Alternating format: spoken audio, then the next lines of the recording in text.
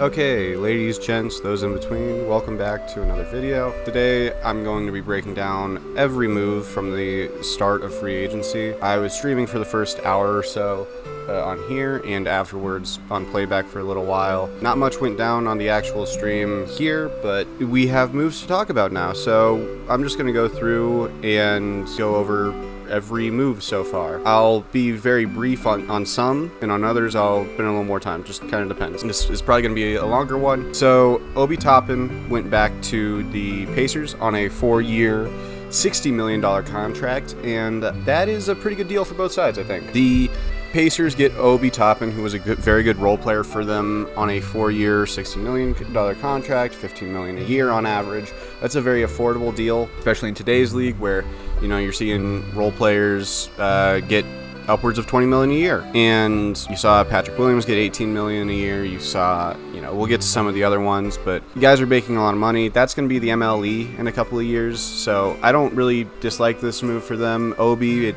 gives him a long-term home somewhere where he's wanted, where he has the opportunity to be in a rotation and a staple of that rotation. The one thing I will say is that it kind of muddies the water on Jarace Walker's pathway to getting actual rotation minutes, which I'm a little meh on, because I like Jarace a lot, and I think that, you know, as long as there's guys in front of him, Rick Carlisle isn't super likely to play him. So I'm kind of curious to see what happens there, but I guess we'll see. And next, we have Max Christie going back to the Lakers on a 4-year, $32 million deal. This is the Zeke Naji contract. This is just the Zeke Naji contract, and I don't think Max Christie has shown much more than Zeke Naji to show that he deserves to be paid $8 million a season. I don't see why the Lakers would give him this much money, but, you know, maybe I'm wrong. He didn't play any actual real rotation minutes in the playoffs, and from what I'm aware, was not a super prominent member of the rotation in the regular season either. So I don't really know why you're paying him a season, but it is what it is. Luke Kornet went back to the Celtics on a 1-year deal. That's fine. He was a fine role player for them, and outside of that, I don't really have any thoughts on it. It's a minimum deal for a guy who's like a third center. The Clippers added Kevin Porter Jr. This is bullshit. Why are you adding a domestic abuser? He, like, literally beat up a WNBA player who he was dating, and why are you signing him? This organization also signed Josh Primo last year, which Primo isn't even good.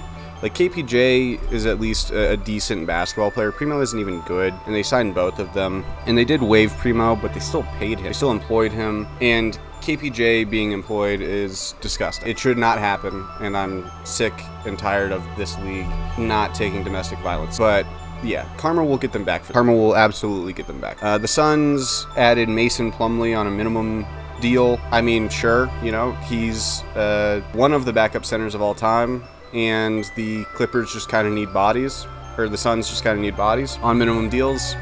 I don't think he's going to be good, but he's just kind of a body that you could throw out there. Najee Marshall went to the Mavericks on a 3-year, $27 million deal. That kind of was the nail in the coffin for Derrick Jones Jr. leaving. This does leave them with the option to sign and trade for Klay Thompson, which it looks like they might be able to do. I think this is a really good deal for both. For the Dallas Mavericks specifically. Najee Marshall, I think, could do with being paid more, because I think he's better than $9 million a season. But, you know, he is a very solid 3-and-D player. You know, shoots better than Derrick Jones Jr. Is not quite as athletic as Derrick Jones Jr., but he's really solid around the rim, really good defender. So to get him on a 3-year, $27 million deal for Dallas is really good. That's about as good of a Derrick Jones Jr. replacement as you could ask for. Eric Gordon went to the Sixers, so we can officially add the Sixers to the washed contender tier of teams, because think about the last few teams that have had Eric Gordon. The Suns, washed contender. The Clippers, washed contender.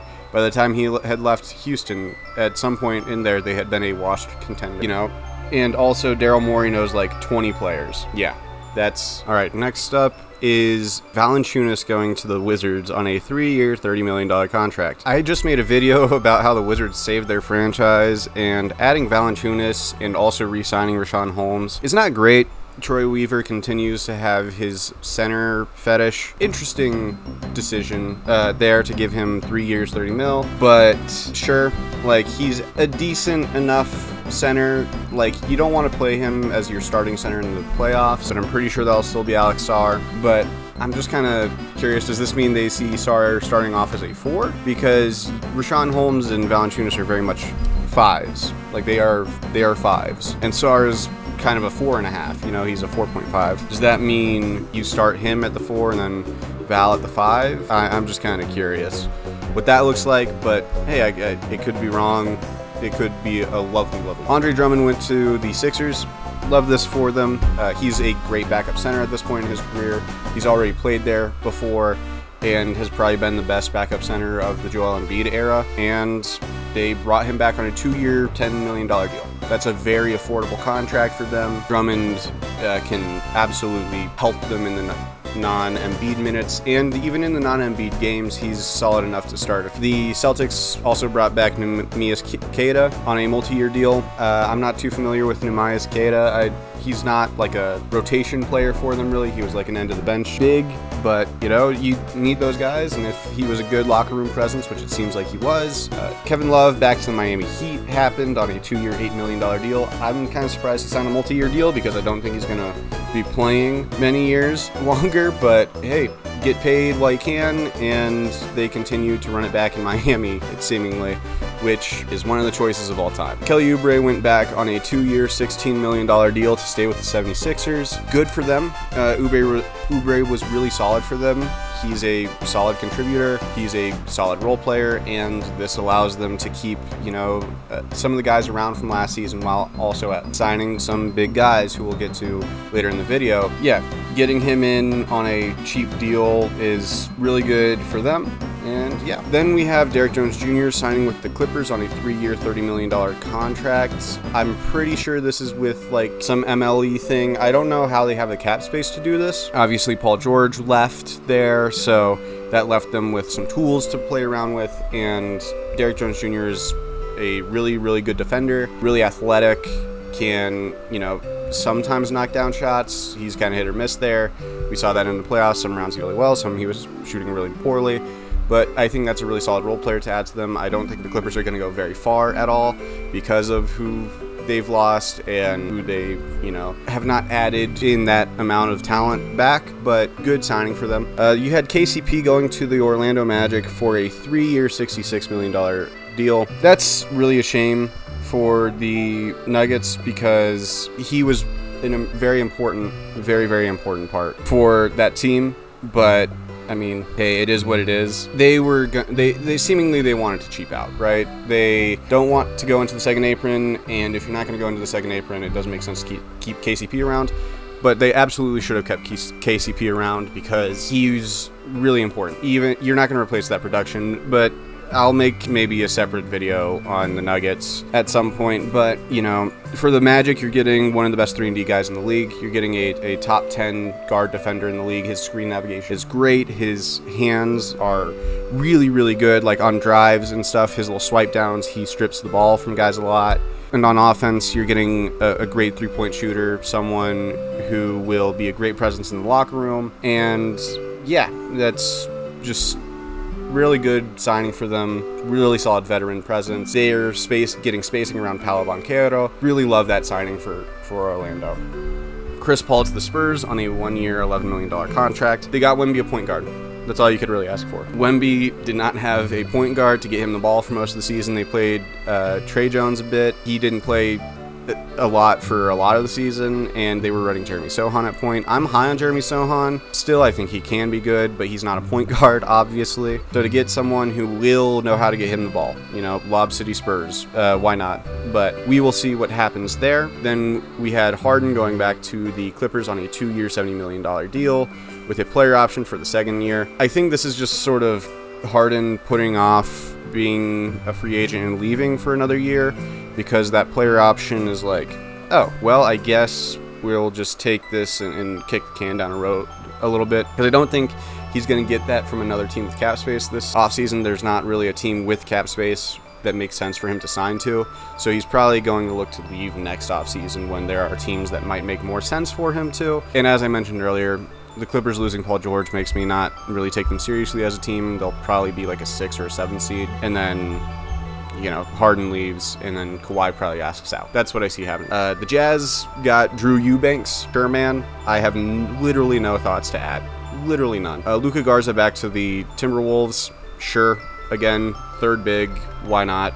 Or fifth big, rather, why not? Isaiah Joe and Aaron Wiggins both sign back to the Thunder. Aaron Wiggins on a 5-year, $47 million deal. He needs to get a better agent. He deserves more than that. Isaiah Joe on a 4-year, $48 million deal. Both of these are incredibly affordable contracts for the Thunder, keeping two of their really good wings around.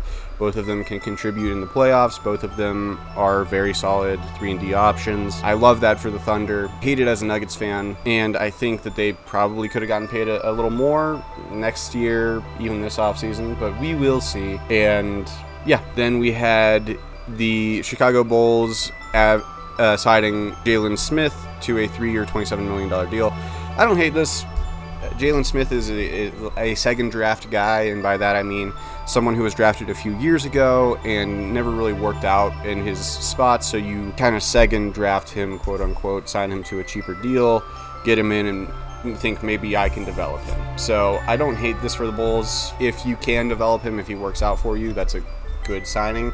If not, it's $9 million a deal, $9 million a year for 3 years. That's not much in today's NBA. Then you had DeLon Wright going to the Bucks. That's a really good signing for the Bucks. He's a solid guard, rock steady, not someone who will make a ton of mistakes, very good defender, and that is something that I think will work out for the Bucks. It's a minimum deal. The Bucks just needed bodies, and they got a pretty good one. Then you had OKC signing Isaiah Hartenstein. So iHart is a really good center. He can kind of be a playmaking hub on offense with DHOs and that sort of thing, and is a very good team defender. He's not really a shut you down one-on-one defender, but he is a very, very good team defender. The question I have for OKC here, which I don't have a problem with the signing off the bat, is what do you do with Chet now? Obviously, you're starting Isaiah Hartenstein. They signed him to a 3-year, $87 million deal. Obviously, they're keeping Chet. I'm not saying they're getting rid of him, but why do you play him at the 4? What